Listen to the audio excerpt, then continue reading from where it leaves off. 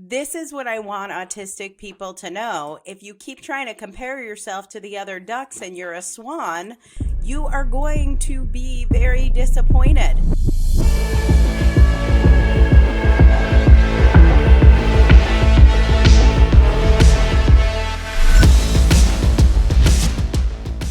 Welcome to the Autistic Culture Podcast.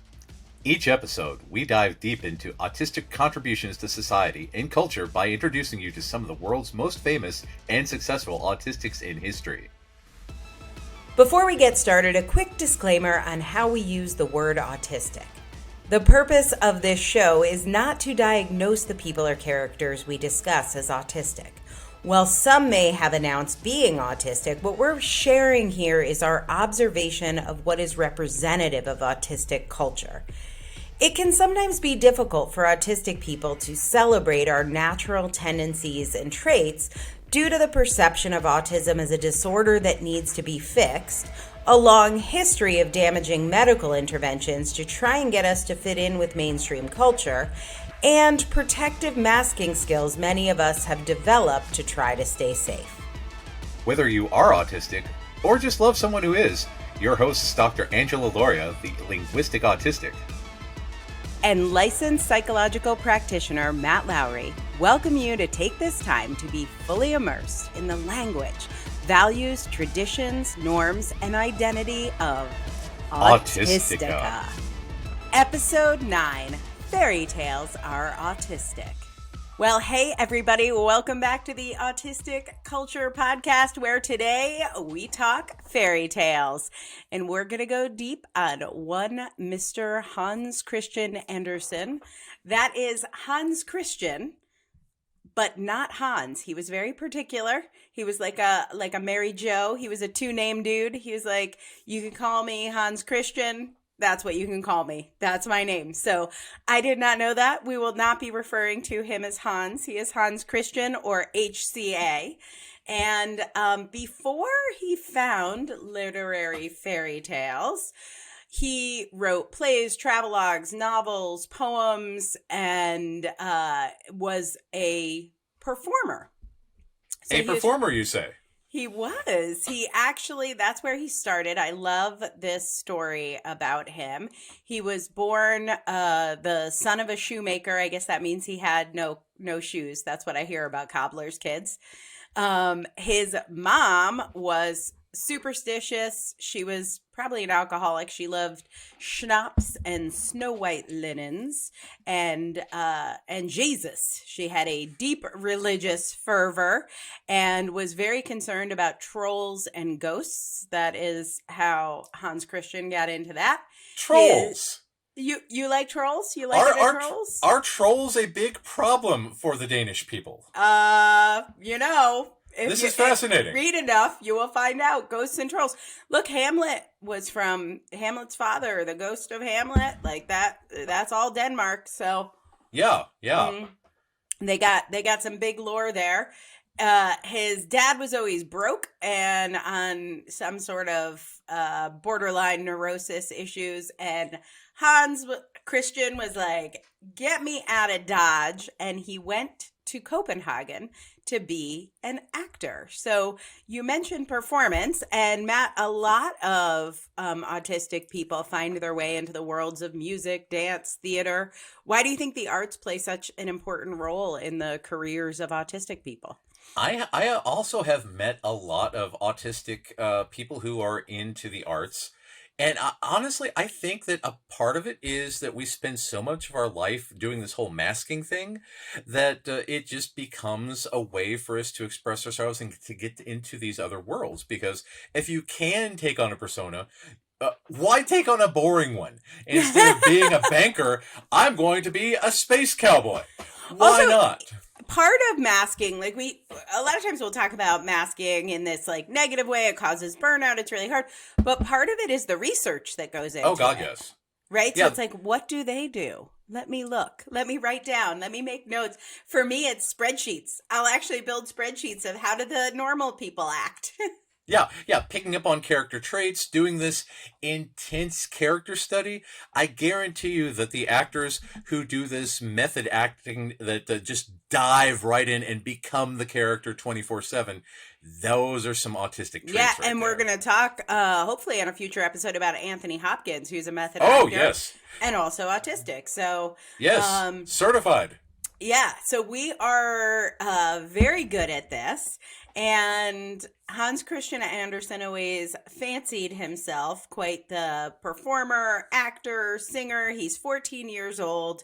He shows up in Copenhagen and he's like, who are the movers and shakers? Like, who are the people in Copenhagen who could get me cast? And he shows up at their parties and he literally just asks for jobs. He just straight out says, can you get me a job as an actor or a singer? This is very direct approach He for a he did not 14-year-old. he did not inherit his father's self-esteem problems. Yeah, he was like, hey, I'm good at this. Y'all should cast me. Who do you know that will give me a job as a professional actor or singer? This directness, we're going to talk about this because this is a big part of HCA's contribution to autistic culture. A lot of us are quite direct. And where do you think that comes from? I am one of them. I am very direct. I think that comes from our communication style, our hyper-connected brain, because when we think things through, we have thought them through time and time. We have rehearsed them in our head. We have done this scripting. We have thought about the most logical. We have thought about the most succinct. We have thought about the way to present our information as eloquently and as clearly as possible. And this comes off as really bold to an allistic audience. They say that we are very direct because we give the information, we spit it out there, we have the info dump, we put ourselves on the line. And this is the way we communicate with each other. It's incredibly efficient. It's essentially like making modem noises back and forth to each other. And this is the way, the highly efficient method of autistic communication that takes allistics by surprise, because allistics tend to say this roundabout, hey, if you're not busy, could you possibly think about maybe one day considering the option of looking into doing this thing instead of, I want to do this thing, I want to do it today. Right. And also, listen, he's 14. He has no money. Like, his family did not, like, send him to Copenhagen with, like, buckets of cash. And he's, like, hyper systemizing. If I wanted to make money performing, how would I do that? Let me find people who cast and fund performances and ask them to cast me. I mean, pretty obvious to me. Seems efficient. What are you going to do? Go get headshots with no money? Yeah. He finds the direct route. He's done his research. He goes to the Danish equivalent of Hollywood. Yeah. So by the way, we don't know that Hans Christian Andersen, born in the 1800s, was autistic. We didn't even have autism diagnoses happening then. But there are lots of academics that have written about his autistic traits. So in particular, Michael Fitzgerald talks about how he had narrow interests, repetitive routines, challenges with social issues, and speech and language peculiarities. Interestingly, he could make them go away when he was on stage. Fascinating. And English writer Elizabeth Rigby met him in London during one of his visits after he was established as an author. But she said he was a long, thin, fleshless, boneless man. A skeleton. A skeleton, or a ghost. No, bones neither. Interesting. Bending and wriggling like a lizard with a lantern jaw and a cadaverous appearance. He was not super cute, but okay. This dude's Nosferatu. That's fantastic. He had a lot of social challenges. He did have one friend who was his patron and benefactor, Jonas Collins and the Collins family, his only stated friend until death, although I will share with you another friend he made in one Charles Dickens. Ha! But that friendship didn't go so well. More on that later. Stay to the end. You don't want to miss it. But for Ha! now, HCA even explains himself this way. He says, I never played with other boys. I was always alone. Ah. He he was dyslexic, so it's interesting he becomes a writer, but he was also hyperlexic, and he talks about starting to read at the age of 4. He had a photographic memory and he could read, but said he didn't always know what the words meant, but he could fluently read even though he was dyslexic. So that's pretty interesting. Yeah, inference through other cues. The words have lost my brain, ironically enough. Where are you? Context clues. Context Yes. clues. Yes. Yes. And is that part of the Gestalt thinking? It is, because again, we might have phrases for things where we have these the cluster of words that we put together to have a fully formed thought, but it might be difficult to pick apart a piece of that cluster in order to use it in a different context. So when I first did therapy, which was before I was diagnosed, one of the big challenges I had was my therapist would always ask me, "What are you feeling?" Ooh. And I literally spent years on this. I would just sit the whole therapy session. She would say, "How are you?" She's like, "How are you feeling? How are you?" And I would be like, how am I? Yeah. You can do the neurotypical thing. I'm fine. How are I'm you? fine. I am also fine. I literally couldn't find my emotions. And HCA had challenges with this too. I think it's part of why he enjoyed performance so much, because the script tells you what you're feeling and Exactly. he could do the emotion. So he got to express a lot of emotions through performance. But what he really wanted was to be able to write his life story. So he started writing his memoir when he was in his teens. And for about 10 years, he worked on his memoir, many, many versions. But his biggest challenge, he said, was that he couldn't find his emotions, which is actually part of autism. Yeah. The alexithymia is a very, very big thing because, okay, so the interesting thing that I found, so the most popular and reimbursed by insurance modality of therapy for Aulistics is cognitive behavior therapy, because you pay attention to your behaviors, you pay attention to your thoughts, you pay attention to your feelings, but Aulistics feel their emotions physically and are able to compartmentalize and identify and process each individual emotion. Because we have this thing called alexithymia and accompanying interoception differences, we cognitively process emotions rather than feeling them. Meaning that we might feel a sensation in our body. A lot of things that are common for autistic people is, instead of saying, I feel anxious, we say, I have a migraine, or I have an upset stomach, or I feel tightness in my chest. And that is how we know that we are able to label that experience as feeling anxious. But that's not a part of CBT, because again, holistic therapists are trained to say, where are you feeling that emotion? How did you feel that? What do you do about it? Well, I don't know. Who knows? We don't have a language for this. My brain just feels blank. Yeah. It's like there's nothing there. I look for it and I can't find it. And when critics would read the stuff he wrote, not even just his memoir, but when he was writing poems and writing plays, they didn't use this term. It's my term, but they would say it's very performative. It seems fake. That's doesn't interesting. Feel real. That's not how people feel emotions. Ha! That's not how holistics feel emotions. And that's the interesting thing about this, because so one of the things that I use a lot with people is what we call narrative therapy. Because narrative therapy is exactly like you're describing with Hans Christian Andersen, where we are able to relate to other characters and put our emotions into what we see on the screen or on the page. And if he's able to express his emotions through these characters, he has these characters on the page that he's able to get the emotional release from. And when we do narrative therapy, we look at situations where characters are experiencing things that we are feeling, things that we are experiencing, and that allows us to have this exterior lens because we are too close to the experience. We are overwhelmed by the experience and we can't dissect it. But when we see it outside of us, it allows us to go into this greater detail, greater depth of analysis.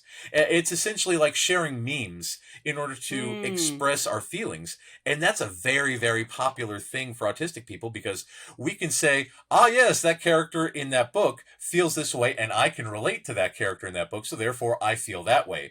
And again, this goes back to our cognitive processing because we can totally cognitively process exterior emotions. We know what other people are feeling. We may not know how to respond to it appropriately, but we understand it. And this is a thing that holistics don't get, and that's why they claim that we have no theory of mind. They claim that we have no empathy. We are just overwhelmed a lot by emotion because they're so big for us. They're so big that it just shows up as nothing I can put words to. Yeah. Yeah. Just this omnipresent big, blah. Blah. Yeah. Exactly. I'm like, big, blah, blah. Yeah. And that's why having a script, having this exterior analysis is wonderful. But again, because we don't express things like holistics do, we don't have the same, through extensive masking, through extensive work, we obviously can show holistic emotion. But this is a big reason why autistic actors might look into this because they say, people have criticized me for not showing emotion. I wonder how other people do it. And they get into the acting. Mm-hmm. It's all about the research because, God, we love the research. We love the research. So what HCA felt was insecure, lonely, frustrated, anger, shame, but he couldn't get those on the page until he found fairy tales because it let him do it in this really big way, in this almost memified way. These characters were like fake, so he wasn't having to be authentic human reaction the way someone would react. He could do that and was hugely celebrated. So his first fairy tale collection was published when he was 29. Nice. And immediate success. So this is the opposite of Emily Dickinson, who is like perfecting everything and published nothing while she was alive. He was wildly celebrated, and I don't think it would be possible to be listening without knowing some Hans Christian Andersen fairy tales. But Matt, do you have a favorite HCA fairy tale? I think that my favorite and the one that I tell people about the most, and I legit tell people all the time, is The Ugly Duckling. Aww. Because it so defines our experience as autistic people because we are not defective holistics. We are not defective neurotypicals. We are not ugly ducklings. We are swans. We do swan things. We don't do duck things. We do swan things, not duck things. Well, The Ugly Duckling was the final autobiography that Hans Christian Andersen left us with. He said this was his life story. And as you mentioned, character grows up thinking he's an ugly duck, and his mom talks about him behind his back. This is what his mom said. Matt, read this for us. He isn't so handsome, but he's as good as he can be, and he swims just as well as the rest, or I should say, even a little better than they do. I hope his looks will improve with age, and after a while he won't seem so big. He took too long in the egg, and that's why his figure isn't at all as it should be. She was literally talking to another duck in the pond. She's like, yeah, the duck comes over and he's like, you have such beautiful babies, except that one. She's like, yeah, I know, he's kind of fucked up. Ouch! I know a lot of holistic parents who use similar language about their autistic children, and it's heartbreaking every single time. So I remember taking it was like a 17 magazine quiz with my mom, and it was like, do you and your mom get along? You take the quiz, your mom takes the quiz, and we'll tell you what kind of mother-daughter pair you are. And my mom took this quiz. I took the quiz, but it was my magazine. So I could see her answers because later I like read what she actually wrote for the questions. And one of the questions was, when you see other kids playing, other girls playing, do you wish they were your daughter? And my Oh, mom wow. said yes. Oh, my God. Right? Holy hell. Ah. I can a photographic memory, so tortured. I can still see the bubble colored in. It like wasn't, there was no hesitation. It was wildly colored. And she would talk about me. I would hear her talk about me like, hopefully she'll straighten out when she gets older. Or did I do something wrong? Maybe she was too Uh, long in the egg. I wish she was like the other ducks. There was oh, always, God. there was a neighborhood librarian, and she's like, oh, I wish she was like her. And then, Ironically, the librarian is probably one of us too. yeah, But, that's probably true. Do love me a librarian. So when I, Echopraxia! yeah, Ha! there we Yeah! go. Cheers. Yeah. So we were, if you're not watching the video, we were both drinking at the same time. Okay, so I get my diagnosis and I'm like, oh, I totally get it. I'm not a duck, I'm a swan. And this happens for the ugly duckling as well. This is a little bit of a longer excerpt, but I think it's worth reading because this really is what an autism diagnosis feels like. And if you haven't, and self-diagnosis, by the way, I will say, I think is fine too. It will feel like this when you get a good diagnosis. And I totally agree. As a person who does this for a living, I find that autistic people who are undiagnosed and do the research as we do and come to the conclusion, yes, I'm autistic, that is perfectly valid. So, yeah. So here's the quote. From the thicket before him came 3 lovely white swans. They ruffled their feathers and swam lightly in the stream. The duckling recognized these noble creatures, and a strange feeling of sadness came upon him. He bowed his head down over the water. But what did he see there, mirrored in the clear stream? He beheld his own image, and it was no longer the reflection of a clumsy, dirty gray bird, ugly and offensive. He himself was a swan. Being born in a duckyard does not matter, if only you are hatched from a swan's egg. He felt quite glad that he had come through so much trouble and misfortune, for now he had a fuller understanding of his own good fortune and of beauty when he met with it. The great swans swam all around him and stroked him with their bills. Several little children came into the garden to throw grain and bits of bread upon the water. The smallest child cried, "Here's a new one!" And the others rejoiced. "Yes, a new one has come!" They clapped their hands, danced around, and ran to bring their father and mother. And they threw bread and cake upon the water, while they all agreed, "The new one is the most handsome of all. He's so young and so good-looking." The old swans bowed in his honor. Isn't that awesome? He found his clan. He found his group. He found his, well, not people, but his swans. His swans. He found his swans.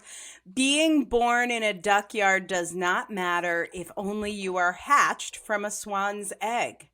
This is what I want autistic people to know. If you keep trying to compare yourself to the other ducks and you're a swan, you are going to be very disappointed. Yeah, totally. HCA called the tale a reflection of my own life. Now, remember, he actually got that acclaim as he lived. People did stand around and say he's so good looking. People did bow in his honor. Not every autistic person has that experience. And I think that really shaped him, not just because he was able to reflect on the achievements of his advice, but he was also able to remember how he worked so hard to overcome the disadvantages that he faced, the clouds of depression. That's what made him so happy. So when he says in that quote, he felt quite glad that he had come through so much trouble and misfortune, for now he had a fuller understanding of his own good fortune when he met with it. That's awesome. that's a journey that continues. Like I don't think it has fixed points. I think when you are diagnosed, that's a moment, and then that doesn't mean it fixes everything. It's a journey.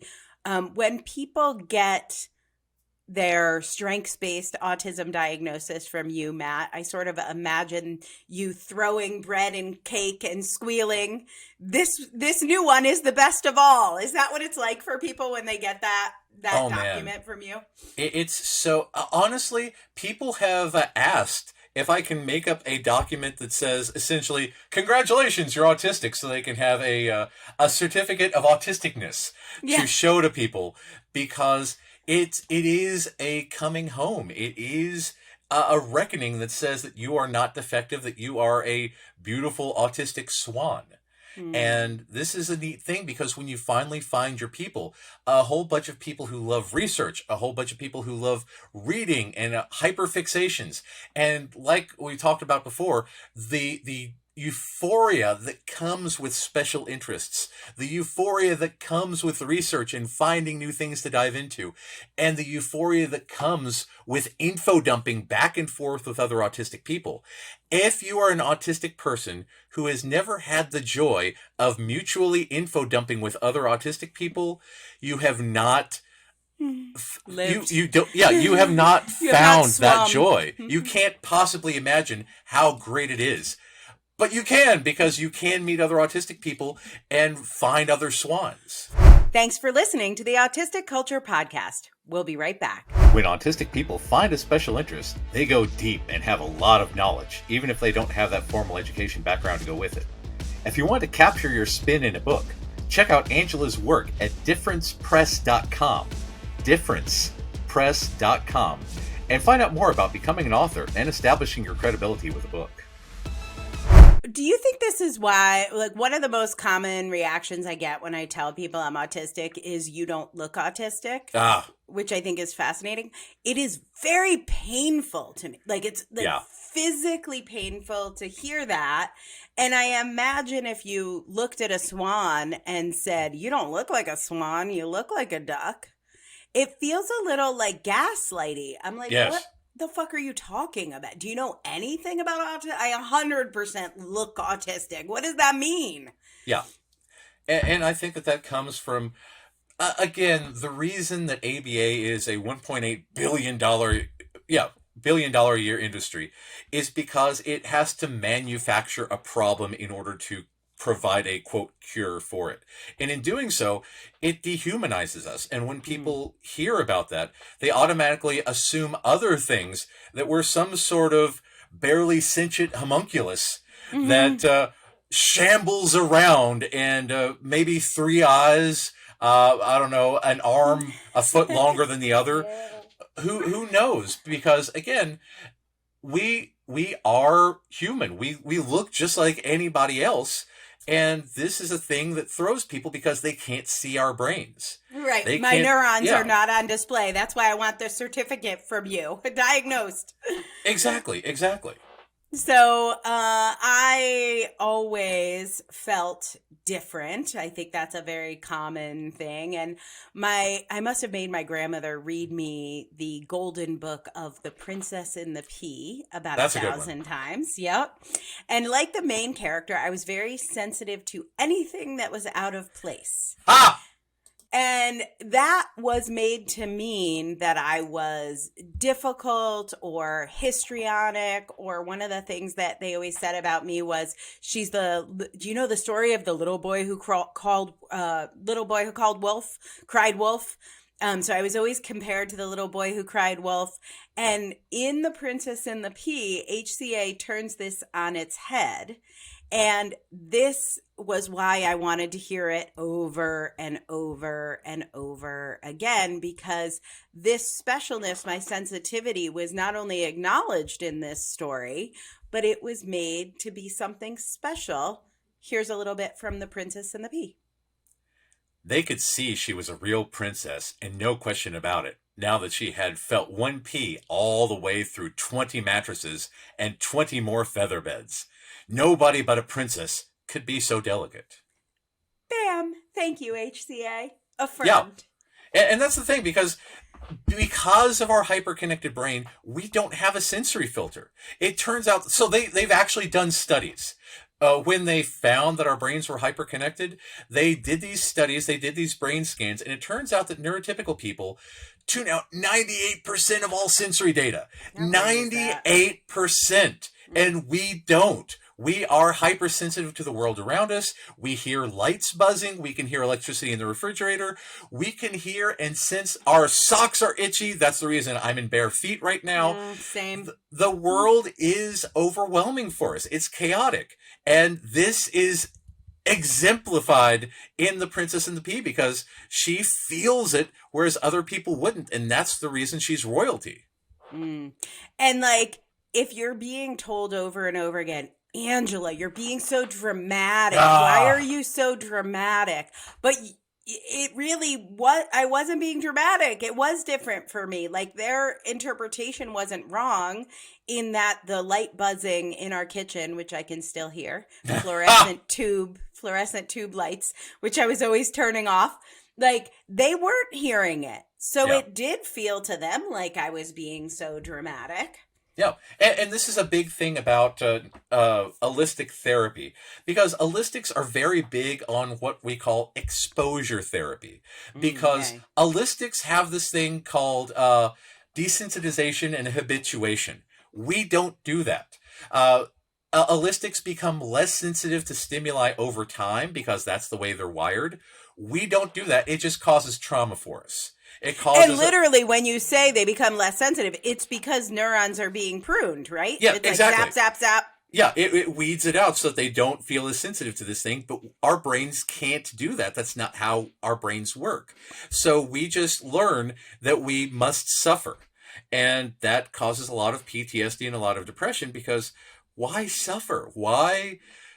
This is the thing. This is why autistic people need accommodations and understanding instead of trying to assimilate into a world that is not made for us.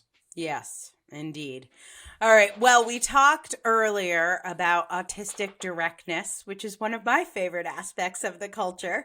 Oh, yes. And I think the best HCA story on this one is The Emperor's New Clothes. This is a classic autistic tale. Oh, yes. We will just say things that other people will not say. So in The Emperor's New Clothes, you'll remember the emperor goes off into this procession with his new clothes, and everyone's talking about how fine are the emperor's new clothes. Don't they fit him to perfection? I love the long train. And literally nobody is saying they can't see anything except for a little child who says, I'm going to drop this into the chat. But he hasn't got anything on, a little child said. Did you ever hear such innocent prattle, said its father. And one person whispered to another what the child had said. He hasn't anything on. A child says he hasn't anything on. But he hasn't got anything on. The whole town cried out at last. The emperor shivered, for he suspected that they were right. But he thought, this procession has got to go on. So he walked more proudly than ever as his noblemen held high the train that wasn't there at all. Please explain. That's the thing, because this whole story is these clothes are only the clothes that these clothes can only be seen by the smartest and the greatest people. And he said, "Oh well, I'm smart and great, so I can definitely see these clothes. Can you see the clothes? Why, yes, I can also see these clothes. Can you? Yes, I can." And this kid comes out of nowhere and says, "You're naked. Why you naked, man? Cut it out. Stop being so naked." And he's like, "Oh, I am naked. Oh." Well, I'm going to keep on being naked. I guess I'll just pretend I'm not. Yeah, so yeah. I feel like we need to diverge here for a minute and talk about, I don't know, let's talk about seclusion rooms. I think if you tell anyone, which I'm going to have you tell us what seclusion rooms are in a minute, but if you tell anyone about seclusion rooms, they'll be like, "Oh my God, this is terrible. I'm naked. We should stop this immediately." But we have not stopped seclusion rooms. The procession has to go on. Hold my train. So let's talk about seclusion rooms a little, and then people can agree with me. One of the things that I am passionate about is ending seclusion and restraint in schools, because This is a thing that happens to neurodivergent children who are labeled as bad or disruptive. And they are essentially wrestled to the ground by a very large staff and thrown in, locked in a padded room on the school campus where they are isolated from other children because they are different. And again, when you say, hey, this is bad, Aulistics might say, well, yes, but they're problem children and this is okay. No, it's not okay. It's 0% okay. That is No. imprisoning a child. It's Yeah. 0% okay. And it Ever. disproportionately targets neurodivergent children. It disproportionately targets children of color. It disproportionately targets anyone that they decide is a problem who is not just perfectly fitting in with the rest. Any kid who might say, hey, teacher, that thing that you said, that's not right. Oh, you're being a problem. Get into the seclusion room. That causes issues. It's all about compliance, and ABA is big on compliance. But this leads to fascism. It's a support of a fascist state where you seclude and eliminate the dissenters. And people like this kid and the emperor, if the emperor said, silence that child and look at my clothes, and everyone agree how great my clothes are, that's insane. Literally, that little kid was sent to a seclusion room and the parade went on and everyone's like, dude looks good to me. I don't know. Yeah. It is destructive for autistic people, which of course is our concern. But it, obviously I'm being biased here as an autistic person, but it does not make the world a better place. No. Like, I don't understand what we're doing. There are very obvious solutions like go get your clothes on. And they don't happen even when we say them louder somehow. It's horrifying. Okay, well, one of Hans Christian Andersen's other stories, a less well-known one, not yet a Disney movie, but stay tuned, is The Nightingale. And this is where he talks about collecting. Ah, yes. Matt, you are a collector. I'm a collector. And those are your collections. These are my collections. Well, in The Nightingale, the emperor had a collection of birds. He had an aviary. He had these birds, and the very annoying thing is the birds would not sing on command. So he had this favorite bird. He loved it when it sang. He couldn't get this bird to sing. And so he got a gift of a mechanical bird that worked on command. And this is a little bit about the mechanical bird. The emperor is mesmerized by a glittery mechanical nightingale made of jewel-encrusted gold that can sign as well as the real bird. He makes it sing 32 times and doesn't grow tired of it. He perseverates on the bird to the exclusion of everything around him, including the authentic bird that really does care for him. So, making it sing 32 times is like me having my grandmother read me The Princess and the Pea 1,000 times. What's the repetition thing all about? We are comforted by routine. We are comforted by expectancy.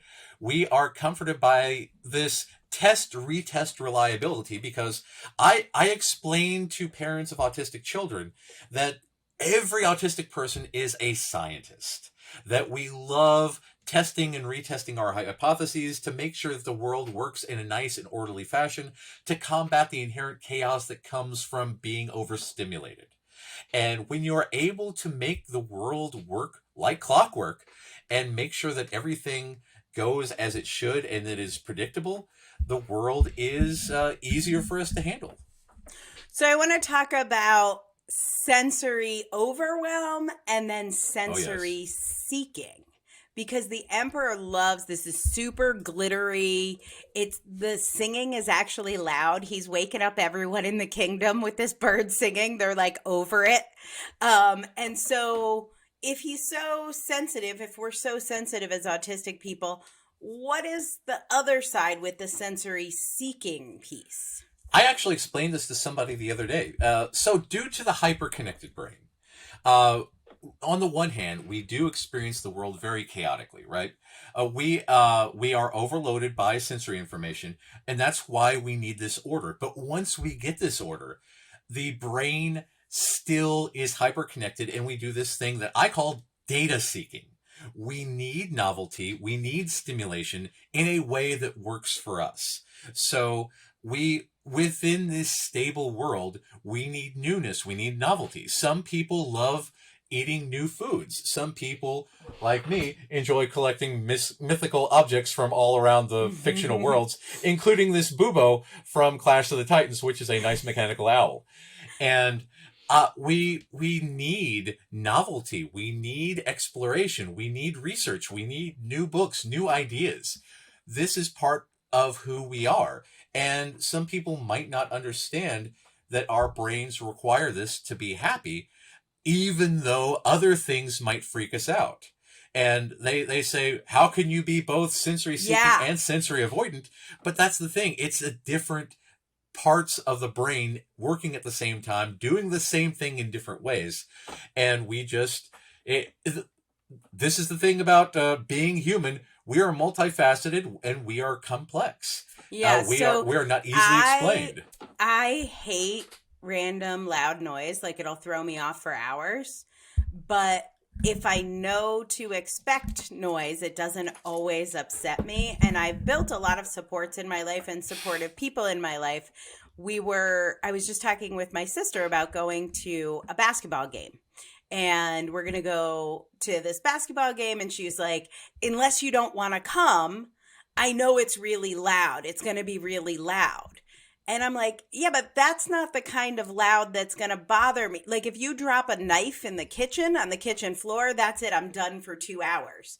But the loud of people cheering at a basketball game, I'm totally fine with. That doesn't bother me at all. And she's like, that doesn't make sense. It's much louder.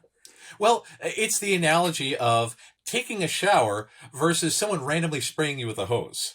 It's still the same water droplets. It's still being, affected by the water. But one is where you choose it and you plan it and it's your call.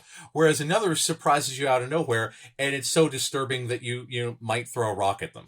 Yes, correct. yeah, because this is just how our brains work. So researchers have found that there are differences in the rods and cones of autistic people. 85% have been shown to see colors with greater intensity, including a red that appears nearly fluorescent, vibrating with intensity. Of course, I want to look at that. Like, that sounds fantastic. Give me the sparkly stuff, shiny. Like, I want to see all the sparkly stuff as long as it's where it's supposed to be. Yeah, because you don't want to be surprised in the middle of the night by the color florp. No one wants that. But if I know I get to see it, give me more. Exactly. So one of my favorite HCA collectors is in I was going to say the movie, but in the story, The Little Mermaid. Look at this stuff. Isn't it neat? Wouldn't you think my collection's complete? Wouldn't you think I'm the girl who has everything? So many dingle hoppers. So many dingle hoppers. You can brush your hair with the forks. I mean, the dingle hoppers. So our girl Ariel in The Little Mermaid, she thinks she is on the wrong planet.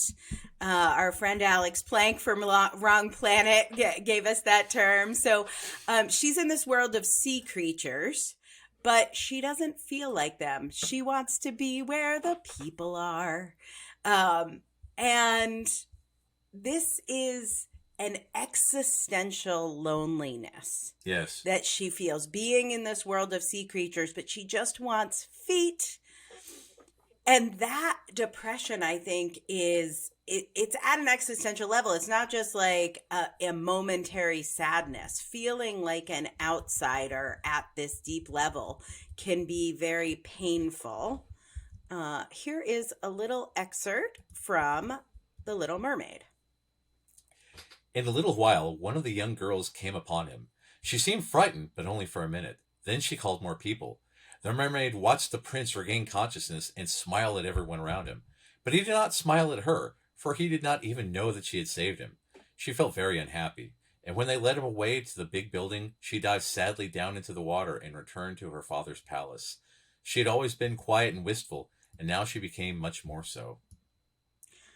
I think that's such a big thing about not being seen. Like, I'm doing so much. Dude, I saved this guy's life. how can he not see me? How can I not be recognized? And I feel like in workplaces, in families, in friendships, autistic people are like overly productive. They're like, let me do something amazing and then maybe you'll see me for who I am. But Exactly. it's hard to be seen or recognized. It's like you can be brushed over This is in a different actually way. Yeah, this is actually a thing called that leads to autistic burnout, Mm. because people can become addicted to this performance, to this over productivity, to thinking that maybe if I try just a little harder, I'll finally get that recognition. Maybe if I work 70 or 80 hours a week, somebody will finally acknowledge my worth. Somebody will finally say that I'm good, that I rescued the prince, that I did all these things. And then you're so exhausted, you just fall apart. People Yep. sacrifice so much of themselves in order to get that acknowledgement. Nice segue. Because here is what Ariel sacrificed. In order for her to finally be seen, she's like, maybe if I grow legs, then I'll be seen. So she makes a bargain with a sea witch and she purchases legs with her voice. And I think metaphorically, a lot of autistic people do this with masking. The trade Yes. off costs her.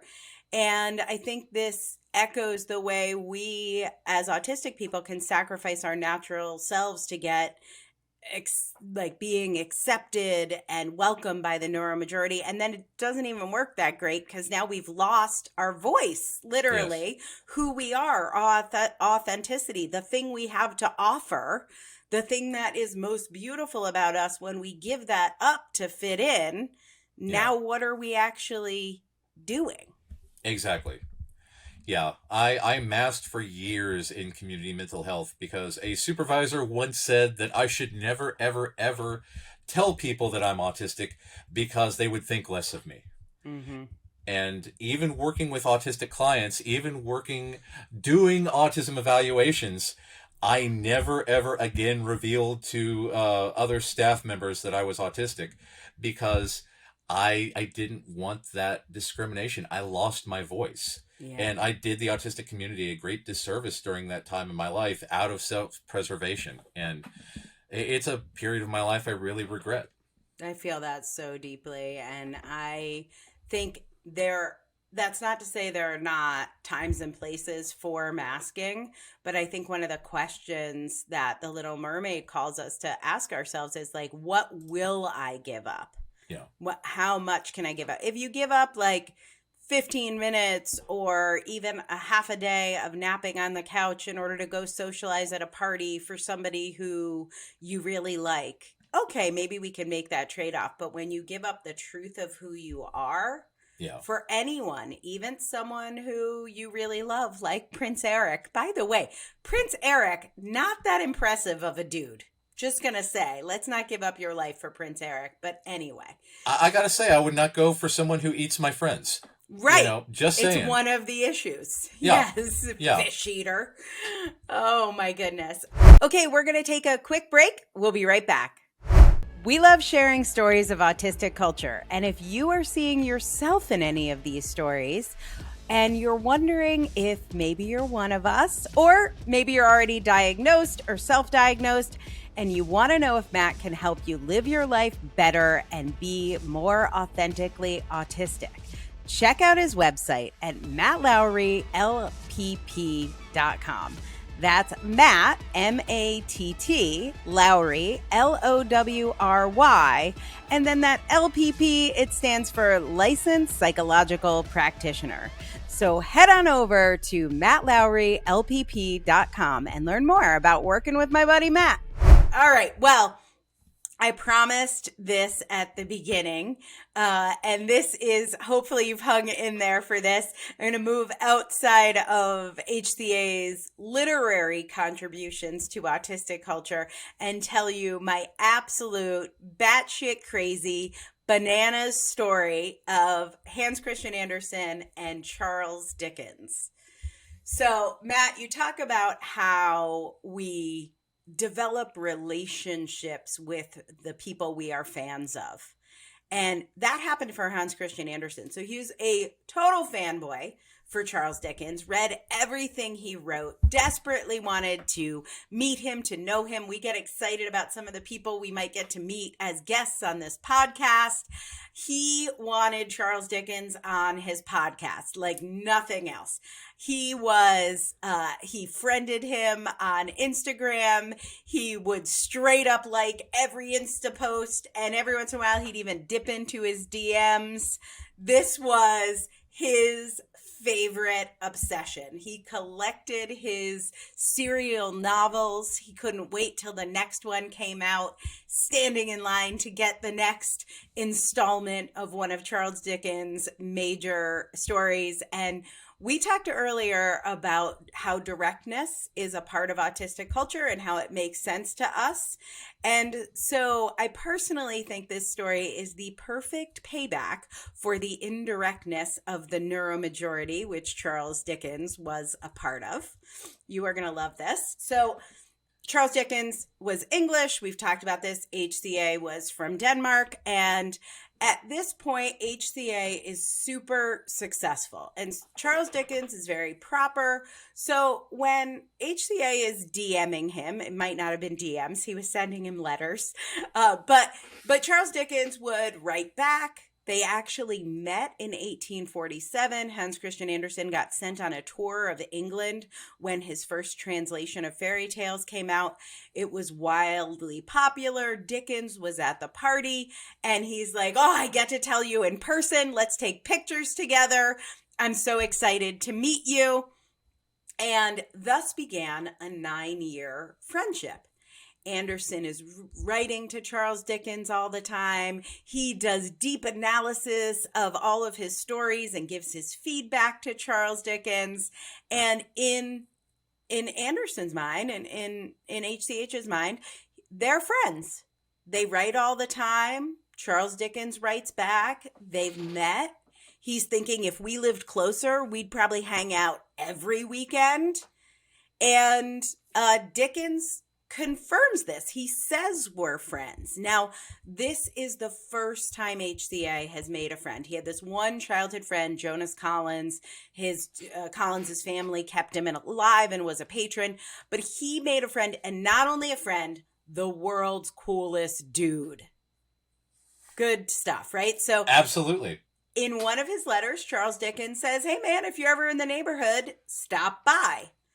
Now, Matt, I would like you to do an interpretation of what does "if you are ever in the neighborhood, stop by" mean in autistic culture. In autistic culture, that's a direct invitation to stop by, because we take that literally, because you said the phrase, if you're in the neighborhood, if you happen to be in the neighborhood, stop by. Stop by. What the fuck else could that mean? Yeah, that's... I don't understand the other interpretation of that, because this is the thing that kills me. I have learned over time that the allistic meaning of this. So now whenever an allistic says, "Yeah, we should get together sometime," I immediately say, "How about Tuesday at 3 p.m.? Just to call them out on the bullshit.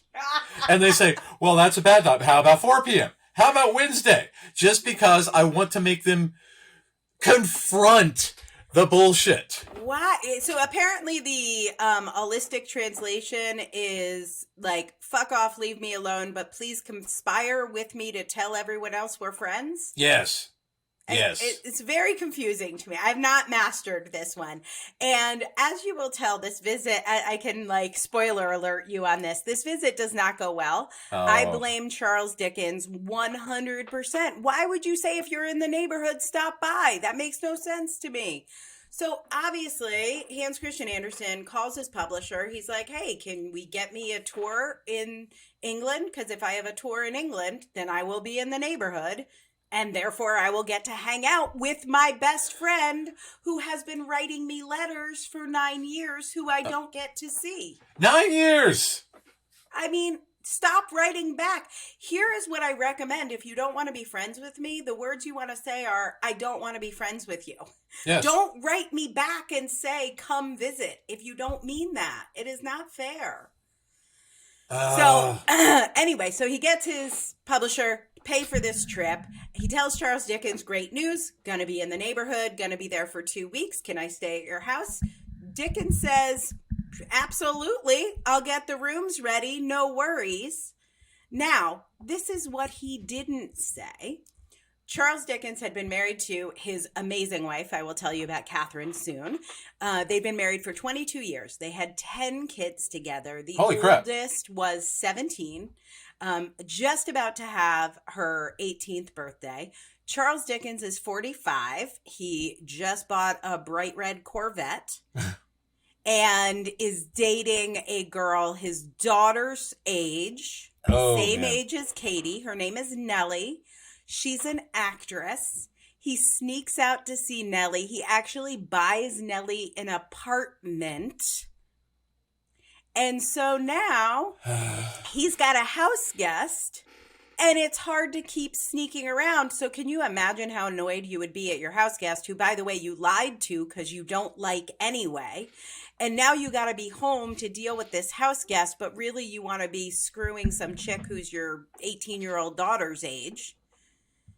So Dickens has a bee in his bonnet about this whole trip, and he starts talking shit about HCA all around English society. He is like, this instead of just saying like, dude, this isn't working, he tells this story. I don't know if this story is true. I know Charles Dickens tells this story. I suspect there's a shred of truth to it. But he basically says, can you believe Hans Christian Andersen? Like, this guy is so weird. He shows up and he insists that my son shave him every morning because it's a Danish tradition to have the oldest son in the household shave a house guest. That's bizarre. It's a bizarre tradition. I don't know if it's true or not. I don't know what more there is to the story, but it is friggin' slanderous because everyone's now, Hans Christian Andersen is super weird. And like, listen, Chuck, just say no. You are the master of your destiny here. You can just say, hey, neat Danish tradition. We're not going to do that here. But instead, he's like, sure, my son will shave you. And then, which is even weirder. Oh my God, right? So then Hans Christian Andersen has this autistic meltdown. He like throws himself on the lawn. He's crying hysterically because he gets a bad review. Rejection, sensitivity, dysphoria. Oh, yeah. And what does Charles Dickens do? Tells everyone. Ah! Then they're like one night, remember, in Hans Christian Andersen's head, he's hanging out with his best friend. He's so excited. They're finally together. They're at some party, and Charles Dickens, like, extends his arm out to escort a lady into the dining room, and Andersen loops his arm through, like, hey, bud, which I think is adorable and remarkably non-heteronormative for the 1850s, right? Yeah. Like, you go. And literally Dickens is like making fun of him for being gay, for touching his elbow. Oh my God. So, anyway, everybody tells this story as if Hans Christian Andersen is so terrible and Charles Dickens was so put upon. And they leave out the fact that he is trying to cover up this affair by putting all the focus on the autistic bloke. And eventually Hans Christian Andersen, heartbroken, I don't have the one fucking friend I thought I made. He eventually leaves. He stays for 5 weeks because he's trying to like fix shit. He's trying to figure out what went wrong here. And then he finds out Charles Dickens is talking about him behind his back. He goes back to Denmark. And Charles Dickens writes on the guest room mirror, Hans Andersen, by the way, calling him Hans. He's Hans Christian, but anyway. Hans Andersen slept in this room for 5 weeks, which seemed to this family ages. Rude. Rude. You can't spell Charles Dickens without a dick. That's exactly. And that is the name of the episode. Exactly. So if you would like to see this story through a neurotypical lens, Bleak House Guest is on Showtime, and it tells you the exact opposite of the story I just told, and it will tell you how weird and strange and gangly and awkward and, I don't know, homoerotic Hans Christian Andersen is. enjoy. But I am just saying sometimes I wish the whole world spoke directly like we do. I Yes. know there are like the Germans, the Dutch, the Israelis, they're much more direct. There are ethnic cultures that are more direct. And as a neuroculture of autistics, I think Charles Dickens got what he deserved. Yes. So Yeah. there. Yeah. Oh, Catherine, by the way, total rock star, his wife, she was an author in her own right. And after he left her for this 18-year-old, the mother of his 10 children, he lied and said that he ghost wrote her cookbook. He couldn't even cook. He called her an alcoholic, drunk, and hysterical. Her book, though, is called What Shall We Have for Dinner? And I think she should get a Netflix special for What Shall We Have for Dinner for feeding 10 kids and some asshole. Yeah, seriously. That's insane. Oh, he sucks. Right? I changed my whole tune on Charles Dickens, man. Yeah. So, if you can make an autistic person a scapegoat, though, it is like a nice distraction. It's not like we've never been the scapegoat before. Yeah. And that's the thing, because it's so easy to blame, quote, the weird one for everything that goes wrong. So in couples counseling, this is called Cassandra's syndrome, because they inevitably blame the autistic partner for everything that goes wrong, for not getting social cues, for not being language thing, words. Words, Ironically, language. yeah. But for not saying, being, hey, yeah. could you shave me? Could your oldest son shave me? Wouldn't that be fun? Yeah, yeah. Like, I don't know, that's not your thing. I mean, it's weird. I'm not saying it's not weird, but just say, dude, that's weird. Yeah, yeah. And that's the thing. It's just, it puts all of the problems on us instead of this cross neurotype communication mismatch. Right. That double empathy problem. More on Exactly. that to come. So Totally. this was my romp through autistic culture terrain with our Danish friend Hans Christian Andersen. I told you it would be bananas. What'd you think? Definitely, definitely. I mean, he definitely sounds like he's one of our people, and that Charles Dickens totally exploited him. That sucks. Yeah, and pick one of the stories, the Hans Christian Andersen stories we talked about today. I didn't talk about them at all. Obviously, Frozen is based on the Snow Queen, which is another autistic story. Anna and Elsa. Elsa is the autistic Snow Queen, and Anna is her neurotypical sister. So there's so much more to explore. But if you're feeling lonely and you feel like you don't fit in, pick up The Ugly Duckling. That is our collective autobiography. So, Matt, leave me with a morsel. What is something you loved about being an ugly duckling or a beautiful swan in Autistica this week? I had the opportunity to speak to a class at a local college about autistic culture and to tell people about why we are different, how we are different, and how to better support us, and how they can change their practice in order to better help autistic children. And afterwards, people came up and said, oh my, this is great. And I think that I may have converted someone who was previously into doing ABA and said, oh, I didn't realize that this was bad. I think I'm going to change paths. So I think I may have saved at least one person from the ABA machine, and therefore saved some kids. Awesome. So, yeah. You can help us save some people from the ABA machine too. Please rate, review, like, share, tell someone you love about this podcast. It literally can save someone's life. So thank you, Matt, for joining me for a romp through Hans Christian Andersen's fairy tales. Absolutely. We hope you enjoyed today's episode. And remember, no one ever changed the world by being like everyone else. You can find out more about writing your book with me at differencepress.com. That's difference, DIFFERENCE, press, PRESS.com. Or getting a psychological evaluation or consult with me at www.mattlowrylpp.com. That's MATT, Matt Lowry, Lowry, LPP, as in licensed psychological practitioner.com.